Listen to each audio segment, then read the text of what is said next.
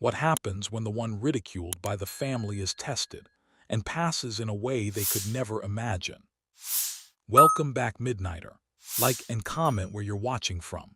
If you haven't already, subscribe so you don't miss any future updates. Today we are back with a story, a romance that challenges the norm.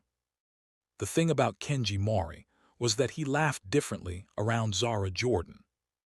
Not the polished, measured laugh he used in boardrooms when someone made a joke that wasn't funny, but needed to be acknowledged. Not the short, controlled exhale he offered his parents when they said something they thought was charming. This was something looser, something that started in his chest and didn't ask permission before it came out.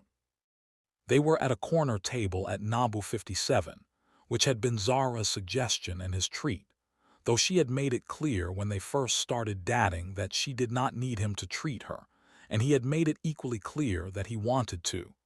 And they had reached a quiet agreement that suited them both without either of them making a production of it. That was how most things worked between them, quietly, efficiently, with a lot of eye contact and very little drama. Until recently. "You did it again," Zara said, resting her chin in her hand and watching him with the calm, unhurried expression of a woman who had all the time in the world and intended to use it at her own pace. Kenji looked up from his menu. "Did what?" "The shoulder thing." She gestured vaguely at his upper body. "When you're comfortable, you sit like a normal person. When you're in your head about something, your shoulders go up about 2 inches, and you start reading the menu like it owes you an explanation."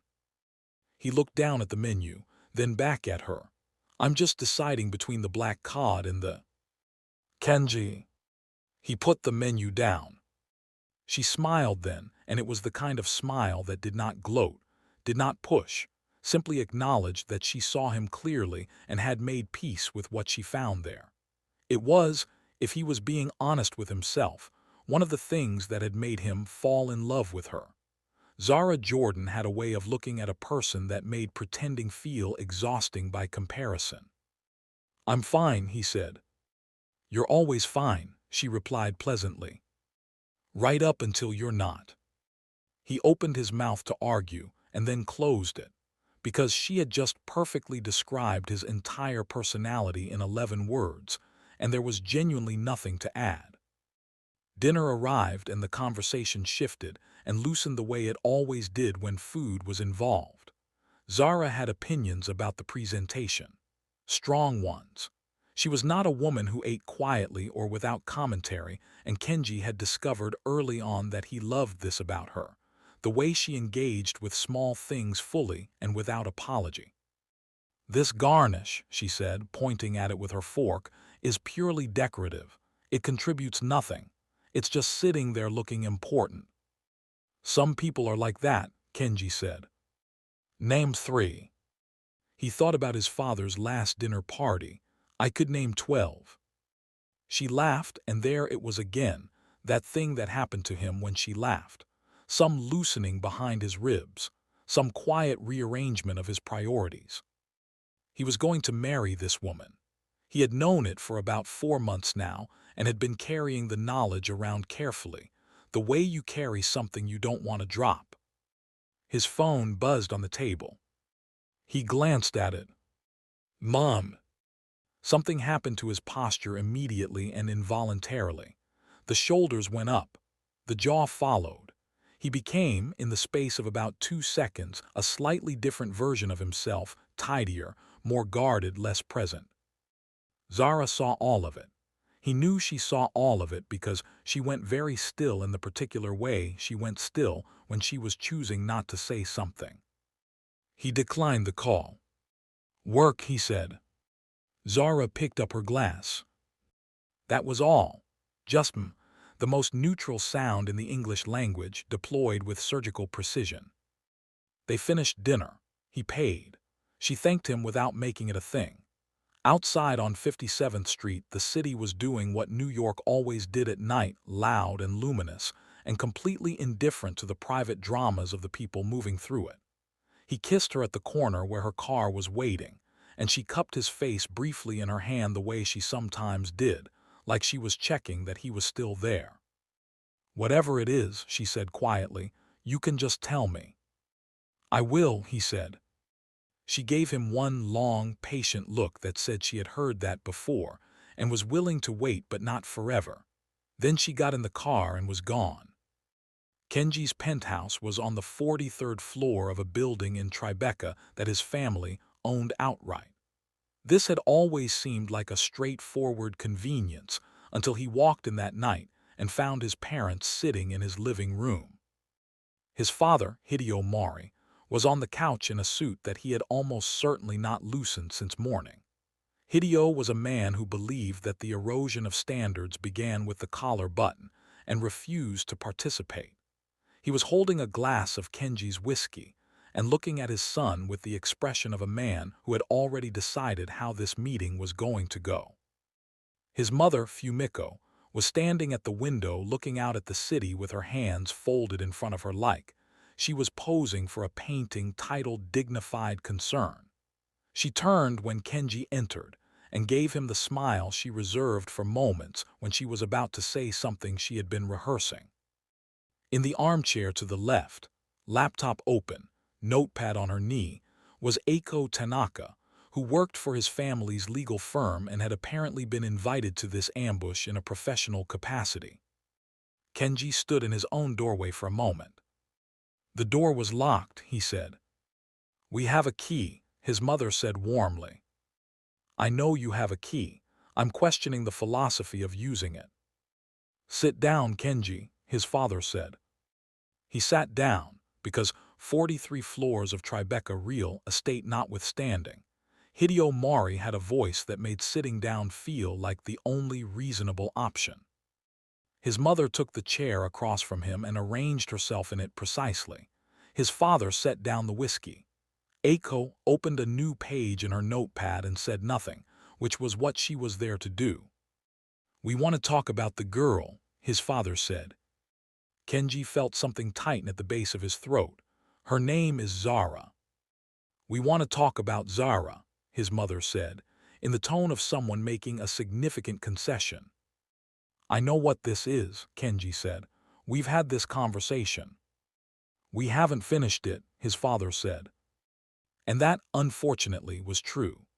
Because every time this conversation had come up, Kenji had redirected it or shortened it or simply left the room, which had worked well enough in the short term and accomplished nothing in the long term because here were his parents, in his living room, at 10:45 on a Tuesday, with a lawyer. His mother reached into her bag. She produced a single printed page and placed it on the coffee table between them. On it was a photograph of Eiko Tanaka, a professional headshot, warm but composed, alongside what appeared to be a brief biography. Kenji looked at it. He looked at Eiko. Eiko looked at her notepad. "We thought it would be helpful," his mother began, to simply. Kenji slid the paper back across the table. His mother slid it forward again. Kenji looked at the ceiling. "We are not asking you to make any decisions tonight," his father said. "We are asking you to think clearly. This woman you are seeing, we know nothing about her family, nothing about her finances, nothing about her background. She appeared from nowhere, Kenji. In our experience, people who appear from nowhere are usually going somewhere, specifically in the direction of someone else's money." "She doesn't care about my money," Kenji said. "You believe that," his mother said gently, as though believing things was an endearing flaw she had learned to work around. "I know that." "How?" his father asked. "How do you know?" Kenji opened his mouth. Closed it. Because the honest answer was that he knew the way you know anything about a person you love, through time and attention, and the accumulation of small moments that individually prove nothing and collectively prove everything. But that was not the kind of answer that worked on Hideo Mori. Hideo Mori dealt in documentation. The silence stretched. His mother, sensing an opening, leaned forward slightly. "All we are saying is that if you are so certain, prove it. Ask her, look into it. If she is who you believe she is, then nothing will change. You'll have your answer and we will have ours." It was so reasonable. That was the thing about Fumiko Mori. She always found a way to make unreasonable things sound like common sense, and by the time you noticed the difference you had already agreed. Kenji looked at his parents, at the printed page still sitting on the table, at Eiko, who was writing something down with great concentration. "I'll think about it," he said. His mother smiled. That was, he realized too late, exactly what she had been waiting for. 3 days after the ambush in his living room, Kenji received a calendar invite. Not a phone call, not a text. A calendar invite sent from his father's executive assistant, titled Mori Family Alignment Meeting with a location set to his parents' Upper East Side townhouse, an address code specified in the notes section as business smart. There was a dress code for a family dinner. Kenji accepted the invite because declining it would only delay the inevitable, and because somewhere in the back of his mind, in the part he had not fully examined yet, his mother's words were still sitting quietly like unopened mail. "If you are so certain, prove it." He arrived at 7. The townhouse was exactly what it had always been, immaculate, temperature-controlled, decorated in the kind of restrained luxury that announced wealth without ever raising its voice. His mother met him at the door in a cream blouse and the expression of a woman who had already won and was simply waiting for the paperwork to catch up. The dining room table had been set for 4. His father was already seated at the head. Eiko Tanaka was to his left, laptop closed tonight, notepad present, a leather folder open in front of her that Kenji eyed with immediate suspicion. She looked up when he entered, nodded once, and looked back down at her folder in a way that was completely professional and revealed nothing. Kenji sat. His mother sat. A housekeeper brought out the first course. For approximately 4 minutes, they talked about nothing: the weather, a gallery opening his mother had attended, some minor renovation happening on the 3rd floor. Kenji ate his soup and waited, because he knew this family and he knew that the nothing talk was simply the runway before the landing. His father set down his spoon. "I want to walk through some concerns," Hideo said, formally. "Formally," Kenji repeated. It seemed cleaner. Eiko opened the leather folder. Inside was a document, printed, tabbed, multiple pages. Kenji stared at it for a long moment and then looked at his father. "You prepared a document." "Eiko prepared the document," his father said. "I provided the direction. There are tabs." "For ease of reference," Eiko said neutrally. Kenji picked it up. The cover page read, "Concerns regarding current relationship prepared for internal family discussion." Below that, a table of contents. There were 6 sections. Section 1 was titled Background and Due Diligence. He flipped to it. There were 3 paragraphs summarizing everything the family had been able to establish about Zara Jordan, which amounted to the following. She had a degree from NYU. She worked as a creative consultant for a mid-size branding firm. She lived in an apartment in Crown Heights with a relative identified in the document only as older female guardian. She drove a modest car. She did not appear in any social registries or financial databases of note. And her family background was, as the document described it, largely unverifiable. Largely unverifiable. Kenji set the document down. "You ran a background check on my girlfriend." "A routine inquiry," his mother said pleasantly. "Those are 2 different things. The results are the same." His father leaned forward. "Kenji, the point is not to vilify this woman. The point is that we know nothing about her. She has no verifiable assets, no family of standing, no professional profile that would suggest any kind of financial independence. And she is in a relationship with a man worth." He paused. "You know what you're worth." "I do," Kenji said. "Then you understand why we are cautious." "I understand why you think you're being cautious. I think you're being something else." His mother touched his arm. "We are protecting you. That is all we have ever done." There was enough truth in that to make it land, which was, Kenji suspected, exactly why she said it. Fumiko Mori had a gift for locating the true thing inside the complicated thing and using it as a door. His father flipped to Section 4 of the document. Section 4 was titled Eiko Tanaka, Professional Profile and Character Summary. There it was again, the pivot, the alternative presented not as pressure but as information. Eiko, for her part, looked at the window. "We like Eiko," his mother said. "We have known her family for many years. Her background is established. Her character is." "I'm not interested in Eiko," Kenji said. A silence. "With respect," he added, glancing at Eiko. "None taken," Eiko said, still looking at the window, her voice smooth and even and entirely unreadable. His father closed the document. "Then prove us wrong about the other one." "Stop calling her the other one." "Prove us wrong about Zara," his father said, with the measured patience of a man recalibrating.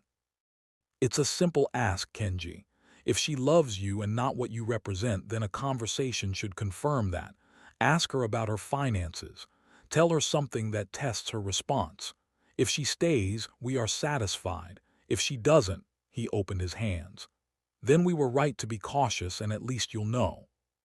Kenji looked at his father, then at his mother, who had the careful, neutral expression of someone trying very hard not to look like they had orchestrated the last 10 minutes.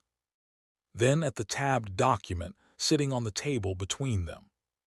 Then, despite every instinct he had, he thought about what his mother had said 3 days ago. "If you are so certain, prove it." The problem was that he was certain. He was absolutely certain. He knew Zara Jordan the way you know a place you have spent a long time in, not because you memorized it, but because it became familiar in your body, in the way you moved through it without thinking. He knew she was not with him for his money. He knew it the way he knew his own name. But knowing a thing, and being able to hand it to Hideo Mori in documented form, were two entirely different problems. "This is a bad idea," Kenji said. "Most precautions feel that way before they're necessary," his father replied. "It will take 5 minutes," his mother said. "You'll tell her something alarming, she'll respond. You'll see exactly who she is, and then this is over." 5 minutes. Kenji looked at his soup, which had gone cold. "Fine," he said. The word came out smaller than he intended, quieter, like something that knew it was a mistake even as it happened. His mother reached for her wine glass. She did not smile. She was far too practiced for that. But across the table, Eiko Tanaka wrote something in her notepad, and the hand holding the pen was very, very still. Aunt B's apartment smelled like cooked plantain and old wood, and the particular brand of fabric softener that had not changed in 20 years, because Aunt B had found one that worked and saw no reason to be experimental about laundry. It was, by any objective measure, a small apartment. 2 bedrooms, 1 bathroom, a kitchen that fit exactly 2 people if neither of them moved suddenly, and a living room organized around a television that Aunt B treated as both entertainment and companionship. The building was in Flatbush, Brooklyn, 4 stories up, with a window in Zara's room that looked out onto a fire escape, and beyond that, the unremarkable and somehow comforting roofline of the neighborhood.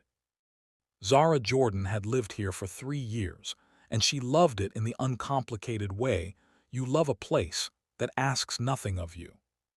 She was on her bed, laptop open, technically working on a brand deck for a client who made artisanal hot sauce and took himself very seriously about it. The document was open. She had written 1 sentence in the last 40 minutes.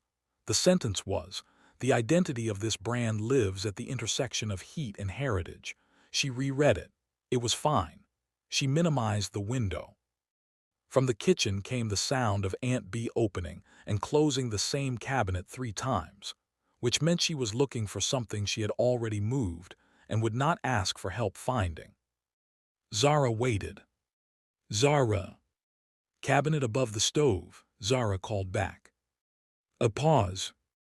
The sound of the correct cabinet opening. Silence that indicated success.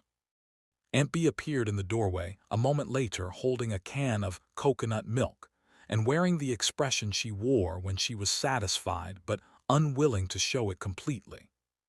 She was a small woman, compact and deliberate, with reading glasses pushed up on her forehead and a household economy so efficient it bordered on artistry.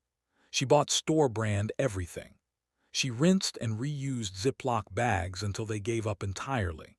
She turned off lights in empty rooms with the conviction of someone personally responsible for the national grid. She had taken Zara in 3 years ago without ceremony or complaint, simply made up the second bedroom and told Zara where the towels were and asked if she had any dietary restrictions.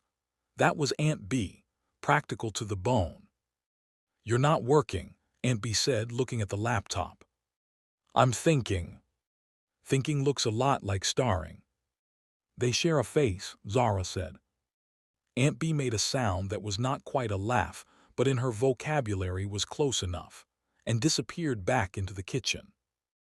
Zara's phone lit up on the bed beside her. A voice note from her cousin Dominic, which meant it was going to be long and winding, and would take 3 times as long to listen to as it would have taken him to simply send a text. She put in her earbuds. Dominic's voice came through warm and slightly distorted by what sounded like traffic in the background. He was in Paris. He was always in Paris lately, which made sense given that his father, Zara's uncle Raymond, was the Nigerian ambassador to France and had been for the past 4 years, a fact that Dominic treated as a personal lifestyle opportunity. "Zara, okay, so Dad wants to know if you're coming for the summer thing. He says to tell you it's not optional, but you know how he gets. Also, he says bring the boyfriend. He wants to meet him. I told him you'd probably say maybe and then show up anyway, so I already put your name on the list. You're welcome.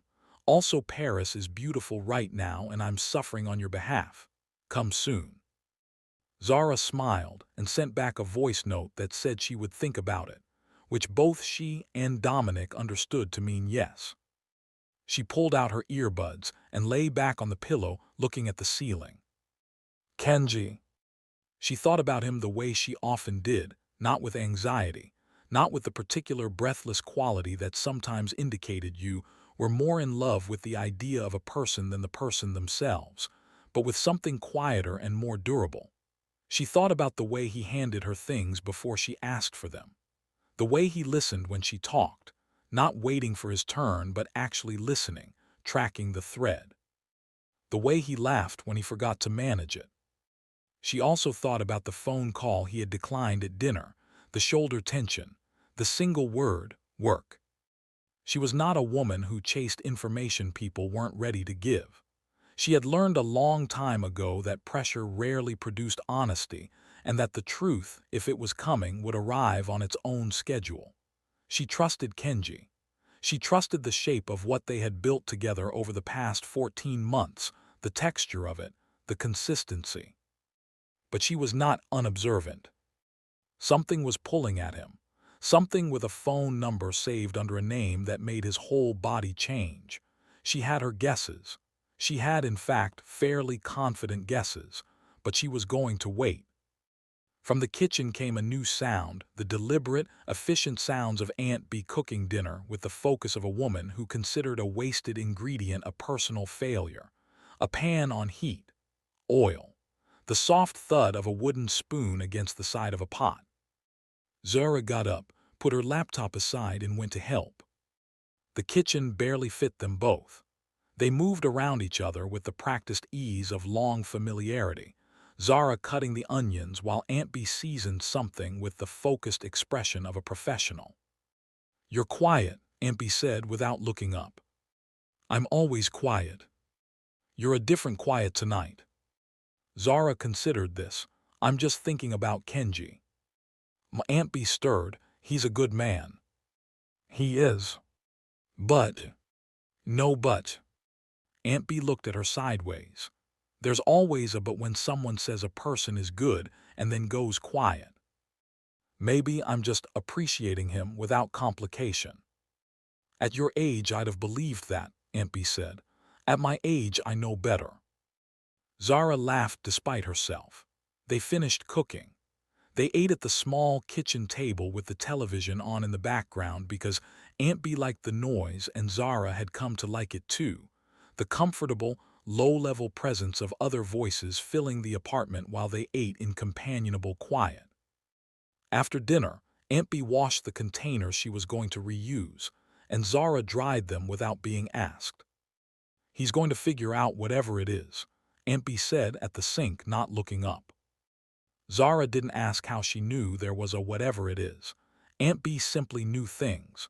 It was one of her least frugal qualities. I know, Zara said. And if he doesn't figure it out fast enough, Aunt B continued, handing her a container to dry, you'll help him along. I was thinking I'd give him some time. Give him a little, Aunt B said. Not too much. Men with too much time start making decisions by committee. Zara laughed again, folded her dish towel and went back to her room.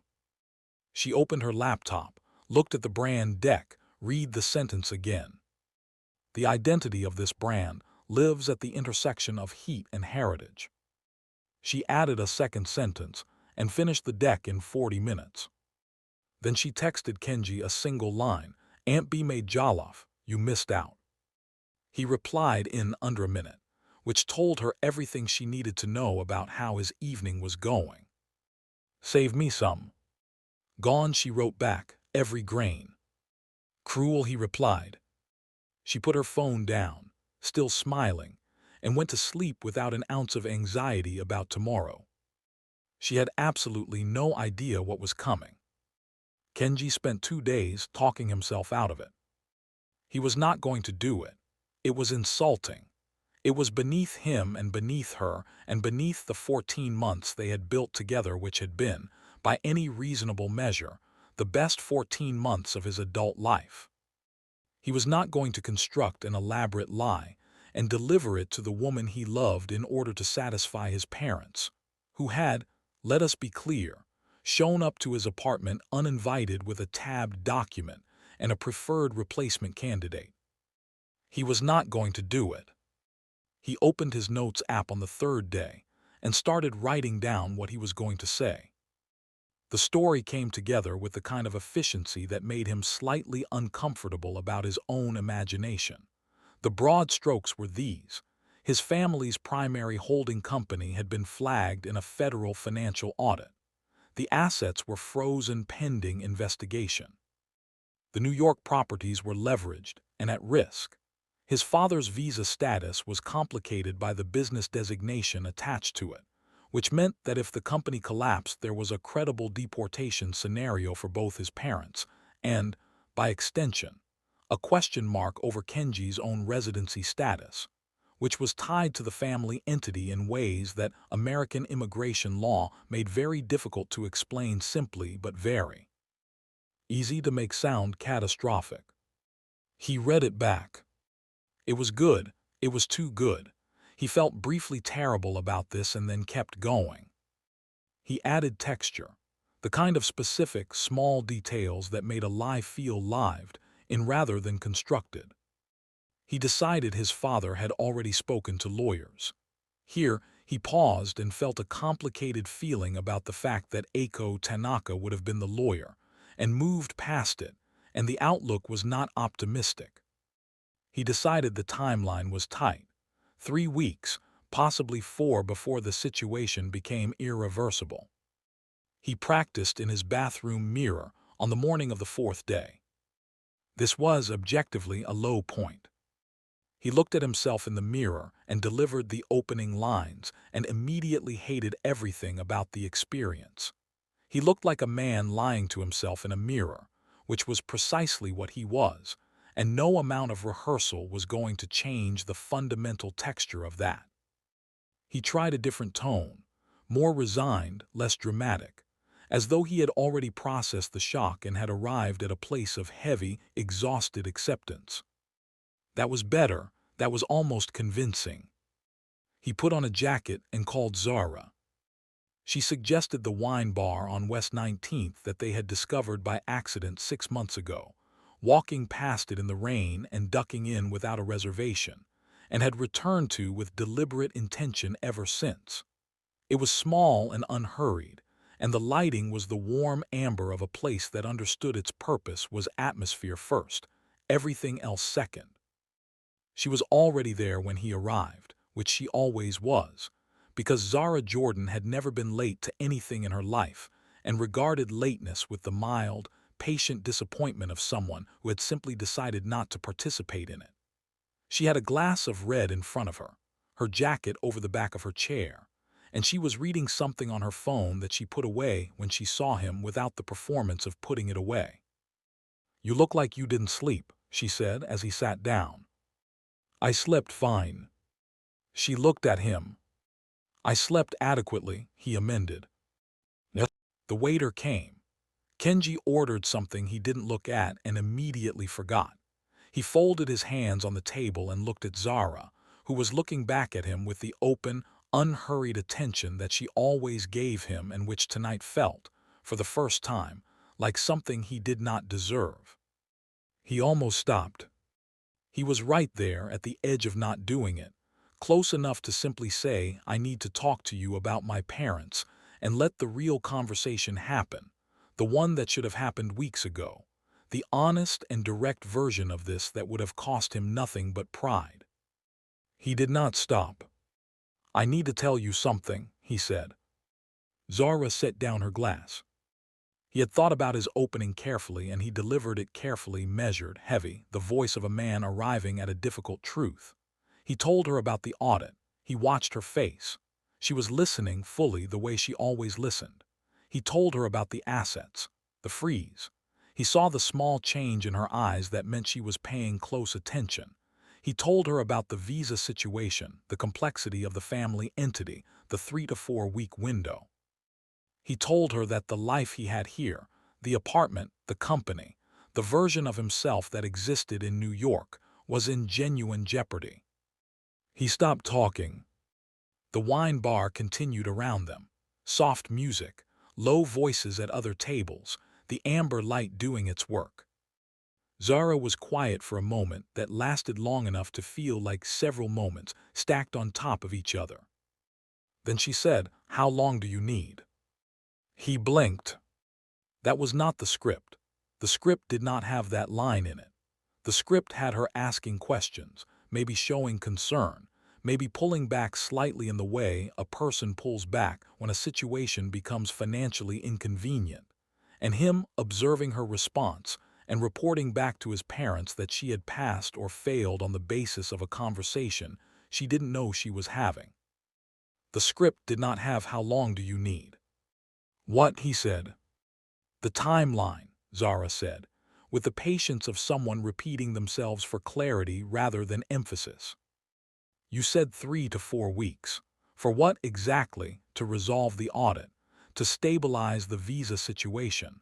I need to understand which part of this is most urgent." He stared at her. The visa situation is the most time-sensitive," he said, because his mouth was still operating on autopilot while his brain fell several steps behind. Zara nodded slowly. She picked up her wine glass, took one sip, and set it down again in the careful way she handled things when she was thinking. "Okay," she said, "let me make a call." "What?" "Tomorrow morning," she said. "I need to talk to my uncle first, but it should be straightforward. Immigration complications at this level, when they're tied to a business entity rather than a personal violation, there's usually a resolution pathway if you know the right people." Kenji looked at her. "You need the right people," he said slowly. "My uncle is the Nigerian ambassador to France," Zara said, in the same tone she might use to mention that her uncle was an accountant or a retired teacher, the tone of someone stating a fact they have never found particularly remarkable. "He's dealt with more complicated situations than this, and he has contacts at the State Department who owe him about 6 favors by my last count." The wine bar continued. Soft music, other people's conversations. Kenji sat very still. "Your uncle," he said. "Raymond Jordan," she said. "He's been ambassador to France for 4 years. Before that he was deputy chief of mission in Geneva, so he has a long relationship with international legal and immigration frameworks." She picked up her phone and began scrolling. "I also know someone at the consulate level who handles exactly this kind of business visa complication. He went to school with my father. I can reach out tonight if the timeline is really 3 weeks." Kenji opened his mouth. Nothing came out. Zara looked up from her phone. She looked at him the way she sometimes looked at him when she was trying to determine something specific. Her head tilted very slightly, her expression patient and precise. "Kenji," she said, "what is it?" He closed his mouth. "You look confused," she said. He stopped. "I'm not confused." "You look confused," she said again gently.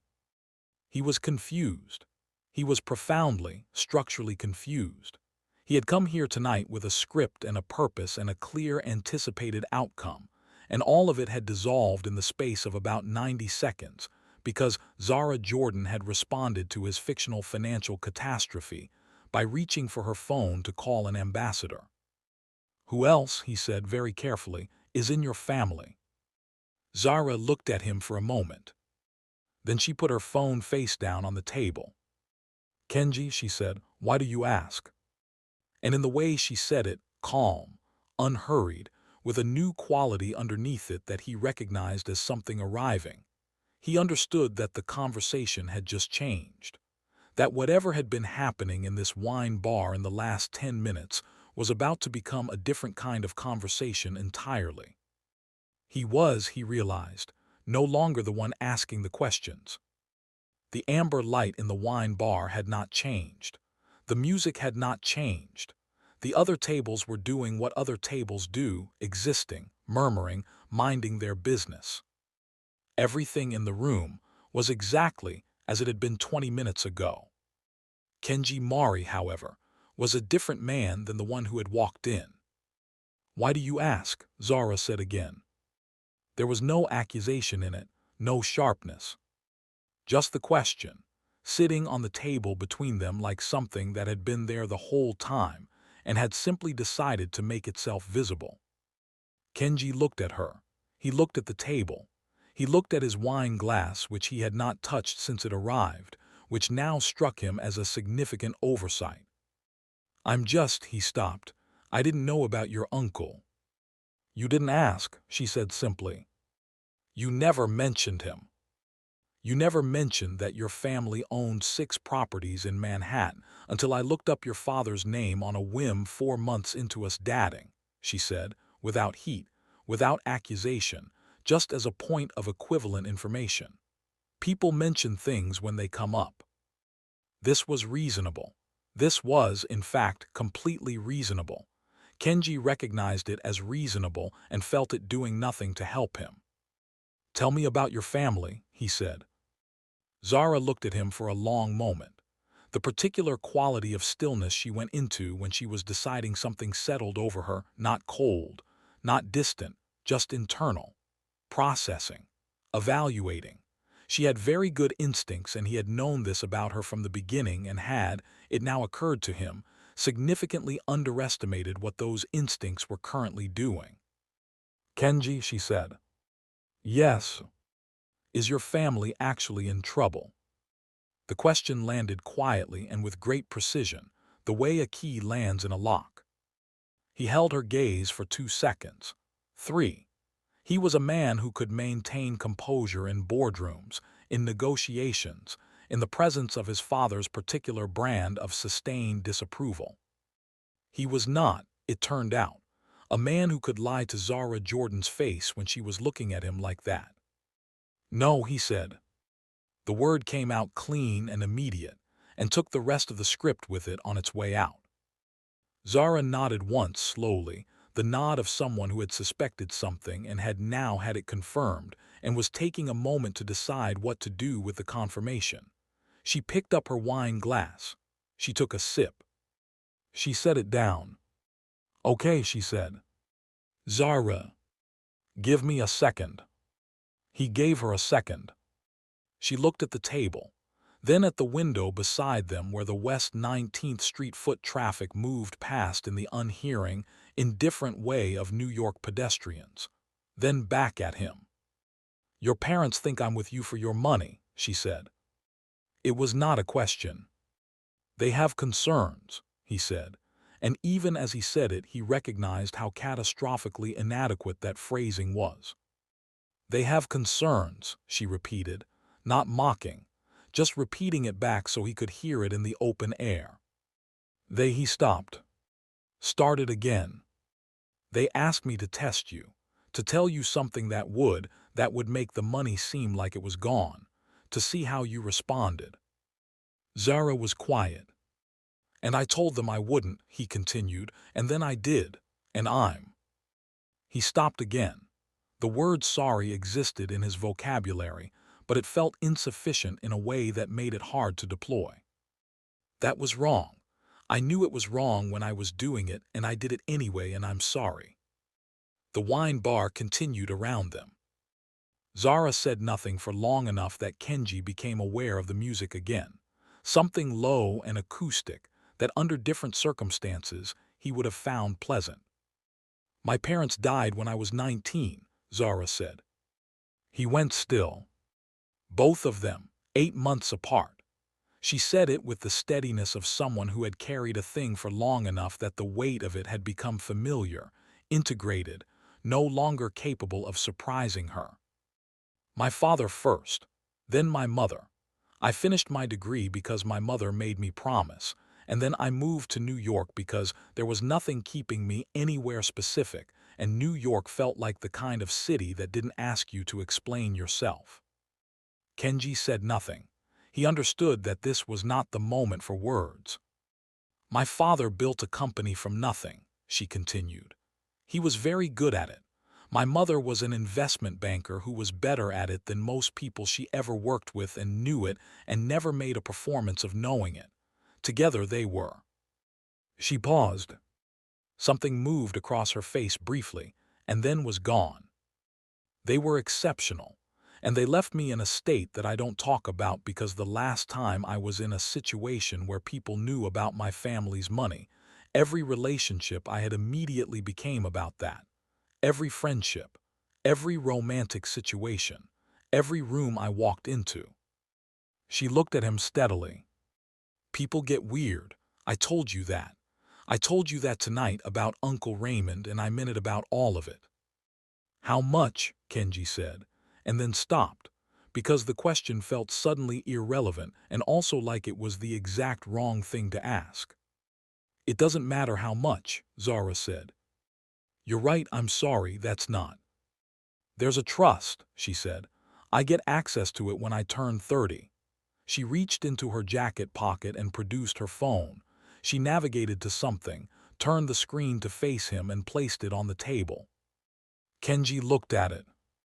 It was a document, a legal summary, the kind of thing produced by estate attorneys for the benefit of trustees and beneficiaries, formal and dense and absolutely legible in the ways that mattered. He looked at the number. He looked at it for what felt like a very long time. Then he looked up at Zara, who had folded her hands on the table and was watching him with an expression that contained several things simultaneously. Patience, a residual hurt she was not trying to hide, and underneath both of those, something that looked almost like amusement, the reluctant kind that arrives when a situation becomes absurd enough that amusement is the only proportionate response. My family, he said carefully, ran a background check on you. I assumed as much, she said, and found nothing. Because I live with Aunt B, she said, who buys store-brand cereal and reuses Ziploc bags and pays her utilities on time, and has no idea about any of this because I have not told her, and I will not tell her because she will immediately start buying name-brand cereal, and I genuinely enjoy the current dynamic. She picked up her phone and put it back in her pocket. My name is not attached to anything. The trust is held under the estate. My car is intentionally modest. I have a job I like that I am good at and that I would have regardless of any of this. I am not a gold digger, Kenji. I was never a gold digger. I was just a person who finds wealth exhausting to perform and decided not to. Kenji sat back in his chair. He was experiencing something that he did not immediately have a word for. It was adjacent to relief, but larger than relief. It had some humiliation in it, and some wonder, and something that in a less complicated moment he might have identified as the specific joy of being proven right about a person in a way that exceeded everything you had originally been right about. He had known she was not with him for his money. He had not known she had more of it than his parents. "Your uncle is an ambassador," he said, mostly to himself. "To France," she confirmed. "And you have contacts at the State Department." "My uncle does, but yes." She tilted her head. "Your family's lawyer would have had a much easier time if they'd simply asked me for a reference." He made a sound. It started somewhere in his chest and arrived as something between a laugh and an exhale. He pressed his hand over his mouth. The laugh won. Zara watched him laugh with the expression of a woman who had decided to allow it. "I have to call my parents," he said. "Yes," she said, "you do. Tonight." "That seems right." He reached across the table and took her hand. She looked at their hands and then at him and did not pull away, which he understood was not a given, and which he was profoundly grateful for. "I'm sorry," he said again. "The real version, not the version where I'm sorry you found out, the version where I should never have done it." Zara looked at him for a long moment. "I know the difference," she said. "I know you do." "Good," she finished her wine. "Now call your parents." "Right now." She gave him a look. He called his parents. Hideo Mori did not do anything casually. He did not casually eat dinner or casually conduct meetings or casually sit in a room waiting for his son to arrive with information. Everything Hideo did was deliberate and structured and executed, with the focused energy of a man who regarded spontaneity as a form of negligence.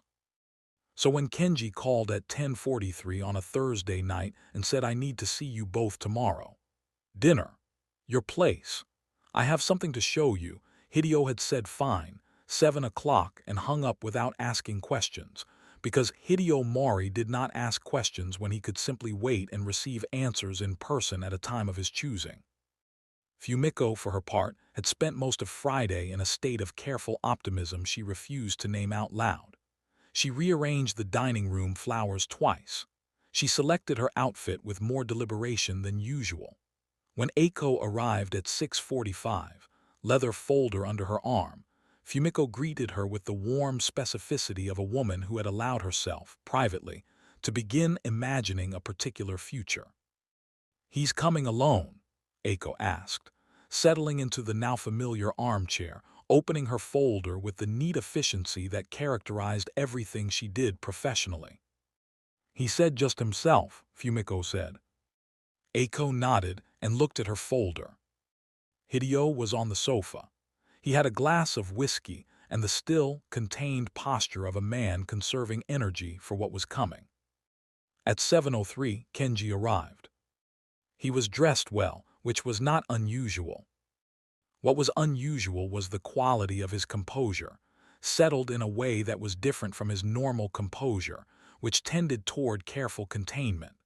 This was something else, something resolved. Fumiko noticed it immediately and felt her carefully unnamed optimism shift into something more cautious. He came in. He greeted his parents. He nodded at Eiko, who nodded back with professional neutrality.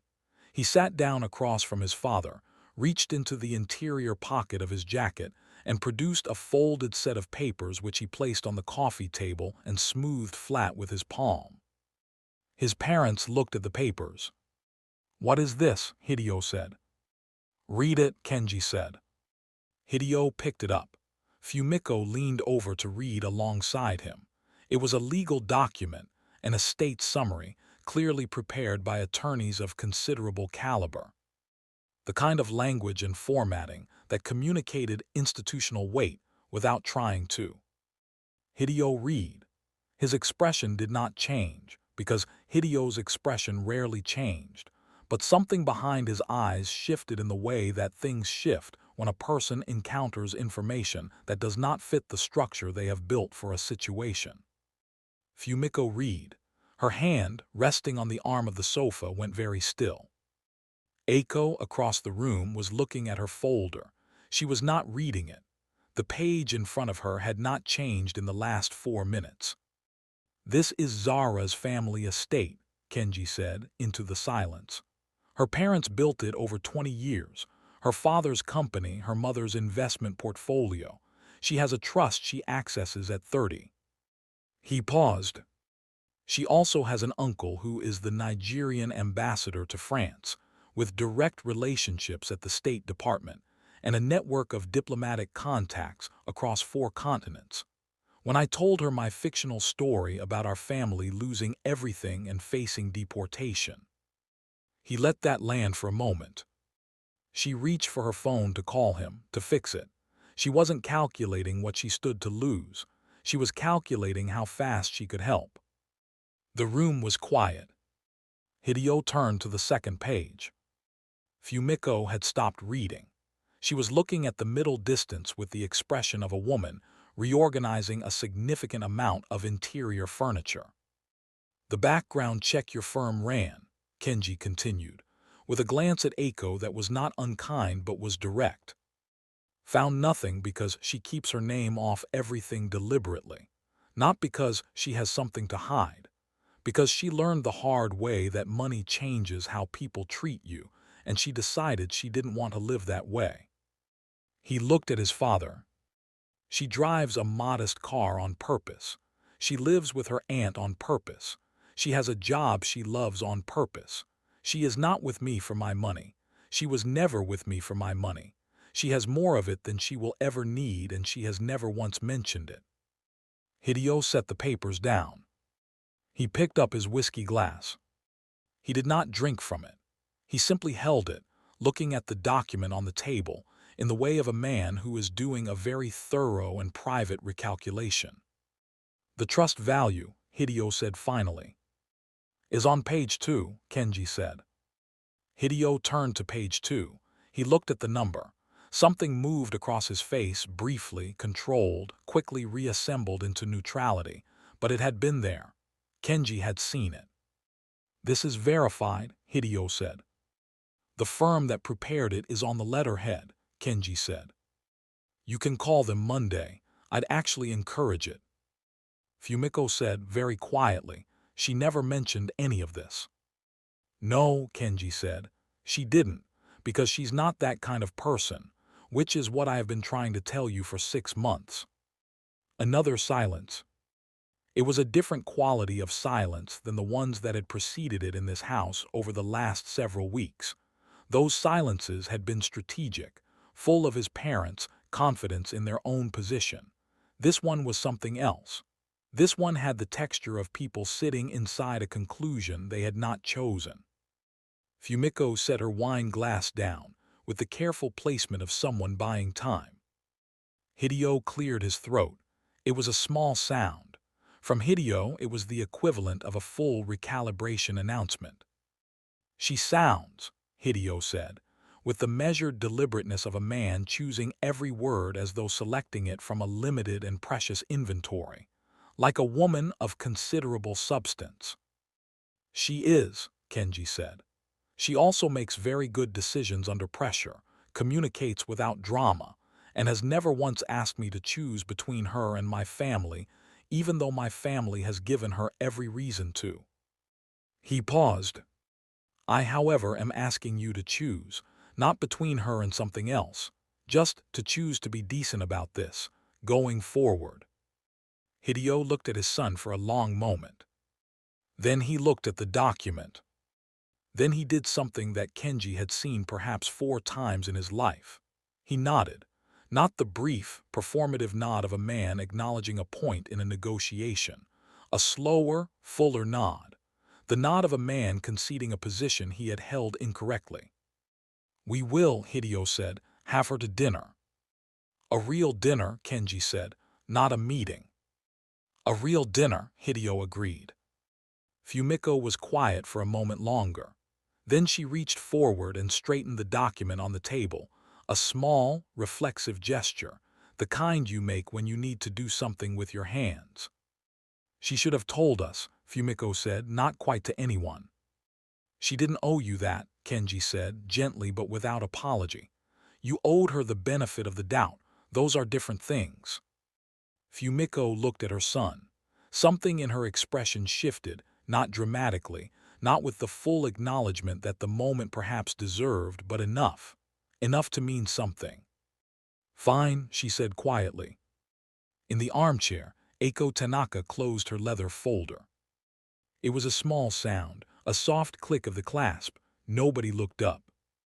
She had come tonight as she always came, professionally, promptly, with her notepad and her organizational competence, and the feeling she kept in a separate and well-managed interior compartment.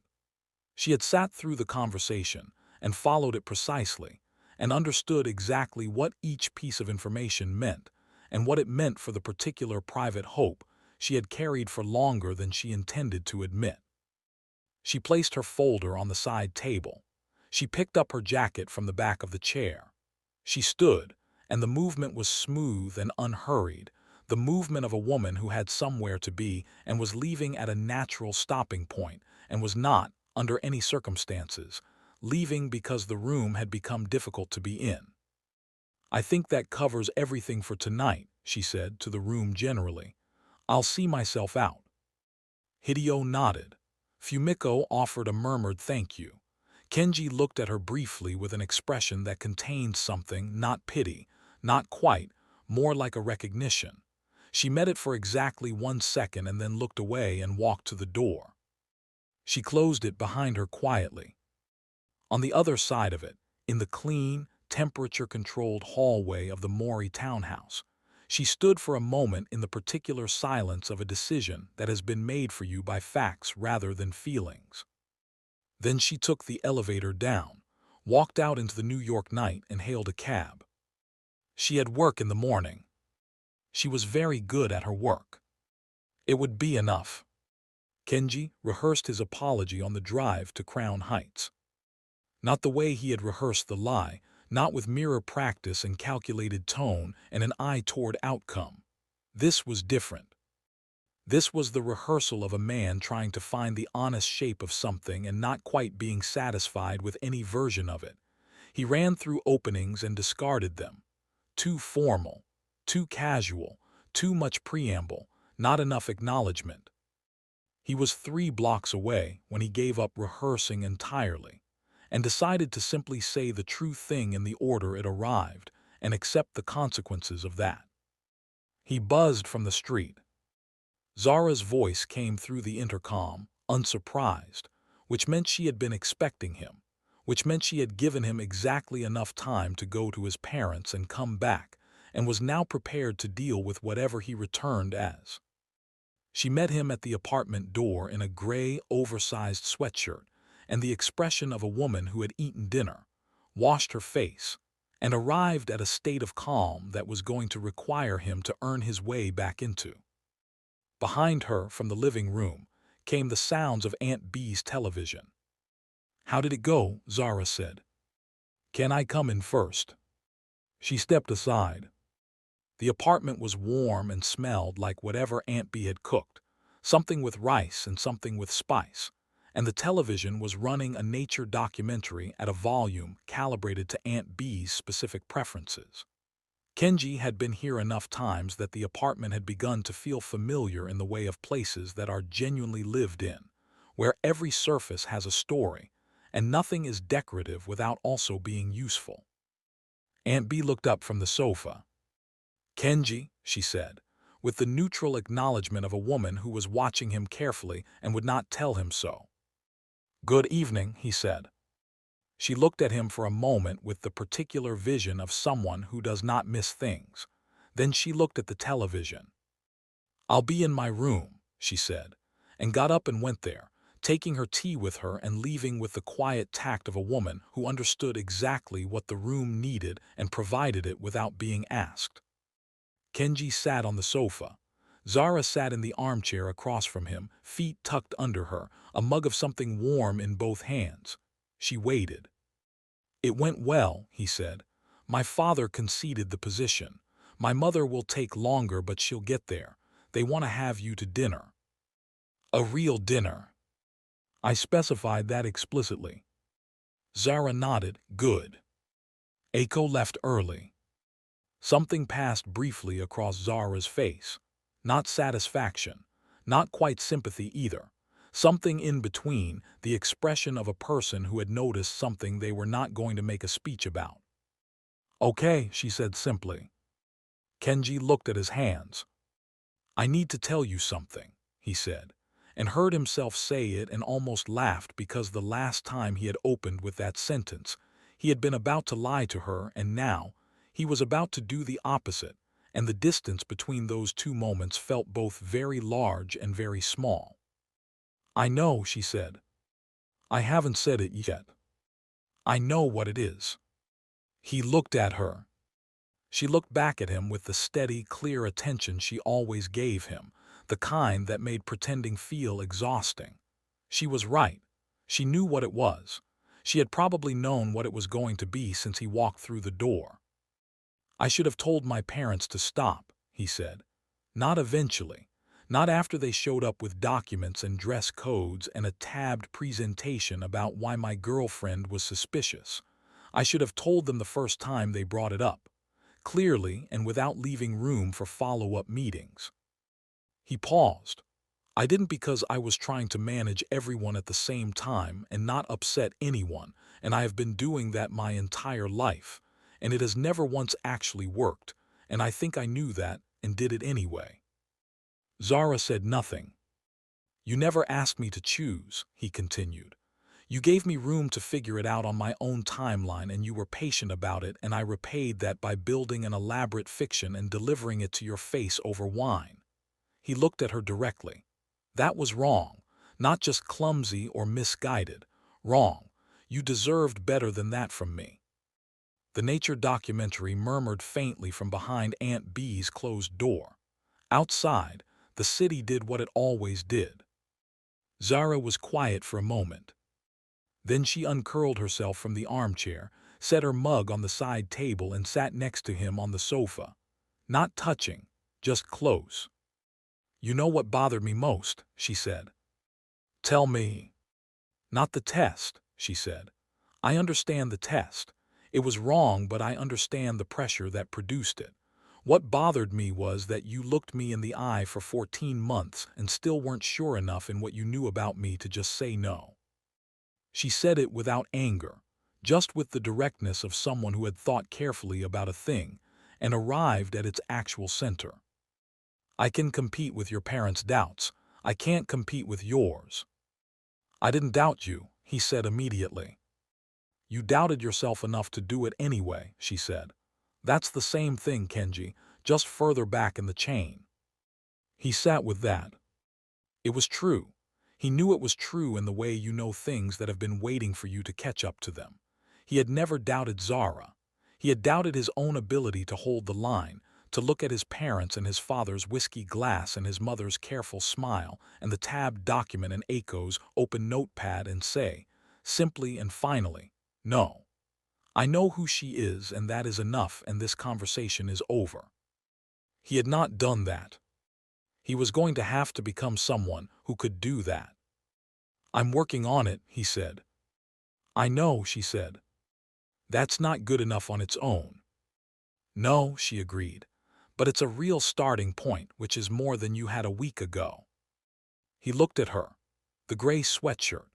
The careful, honest face of a woman who had lost both her parents at 19 and finished her degree anyway and moved to a new city and built a life she liked entirely on her own terms and had never once needed him for any of it, which was, he now understood, exactly why he needed her.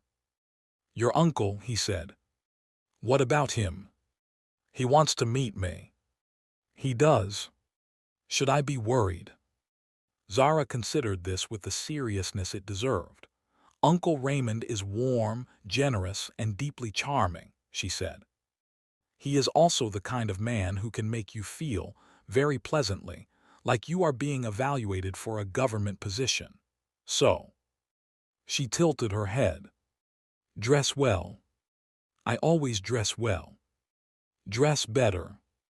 He laughed, the real version, the one that started in his chest and didn't ask permission. She smiled, and it was the smile he had been looking at for 14 months, the one that didn't gloat, didn't perform, simply acknowledged that she saw him and had made peace with what she found there. His phone buzzed. He ignored it. It buzzed again. He looked at it, a text from his mother. Does she have any dietary restrictions for the dinner? He showed it to Zara without comment. She read it. Something shifted in her expression, the beginning of something that would take time but had, apparently, decided to begin.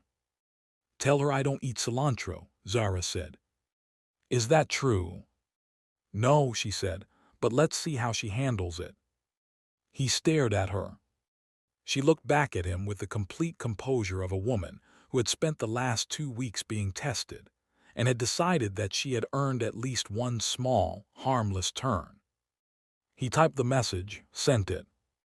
Then he put his phone away, and they sat together in the warm, lived-in quiet of Aunt Bee's apartment, while the nature documentary continued its patient narration from behind the closed door.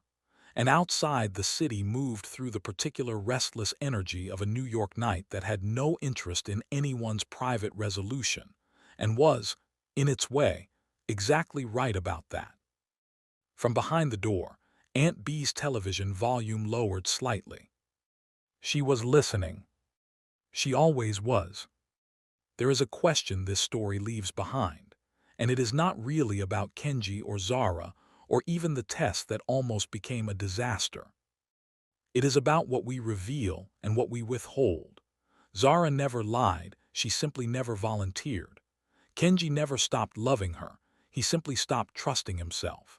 And the family that built a case against a woman they had never truly tried to know found themselves sitting across from documents that made every assumption they had ever made look very small. So ask yourself, when someone shows you exactly who they are through their actions, through their patience, through the way they show up without being asked, do you trust what you see? Or do you keep looking for the version of them that matches the story you already decided to believe? And is there someone in your life right now who deserves better than the test you've been quietly running on them? If this story stayed with you, subscribe. There are more stories coming that will make you think, make you laugh, and make you feel something real. Leave a comment below and tell me which moment hit you hardest. Share this with someone who needs to hear it. And turn on your notifications so you never miss what comes next.